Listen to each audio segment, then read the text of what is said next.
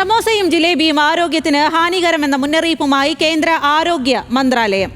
സമോസയുടെയും ജിലേബിയുടെയും ആരോഗ്യകരമായ ദോഷവശങ്ങൾ വ്യക്തമാക്കി മുന്നറിയിപ്പ് നൽകണമെന്ന് കേന്ദ്ര സർക്കാർ, സ്ഥാപനങ്ങൾ, വകുപ്പുകൾ എന്നിവയുടെ ക്യാന്റീനുകൾക്കും കഫറ്റീരിയകൾക്കും ആരോഗ്യ മന്ത്രാലയം നിർദ്ദേശം നൽകിയിരിക്കുകയാണ്.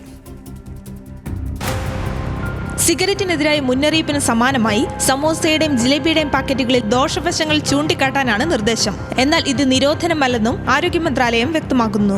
ജിലേബിക്കും സമോസയ്ക്കും പുറമെ ലഡു, വടപ്പാവ്, പക്കോട എന്നിവയെല്ലാം സൂക്ഷ്മ പരിശോധനയിലാണെന്നും ആരോഗ്യ മന്ത്രാലയം അറിയിച്ചു. ലഘുഭക്ഷണങ്ങളിലെ എണ്ണയും കൊഴുപ്പും പഞ്ചസാരയും സംബന്ധിച്ച് മുന്നറിയിപ്പ് വയ്ക്കാനും നിർദ്ദേശമുണ്ട്. പഞ്ചസാര, എണ്ണ, കൊഴുപ്പ് തുടങ്ങിയവയുണ്ടാക്കുന്ന ആരോഗ്യ പ്രശ്നങ്ങൾ ചൂണ്ടിക്കാട്ടി നിരവധി പഠനങ്ങൾ വന്ന പശ്ചാത്തലത്തിലാണ് മുന്നറിയിപ്പുകളെന്ന് കേന്ദ്ര ആരോഗ്യ മന്ത്രാലയം പറയുന്നു. 2050 ആകുമ്പോഴേക്കും 44.9 കോടിയിലധികം ഇന്ത്യക്കാർ അമിതവണ്ണമുള്ളവരായി മാറുമെന്നാണ് പഠനങ്ങൾ വ്യക്തമാക്കുന്നത്.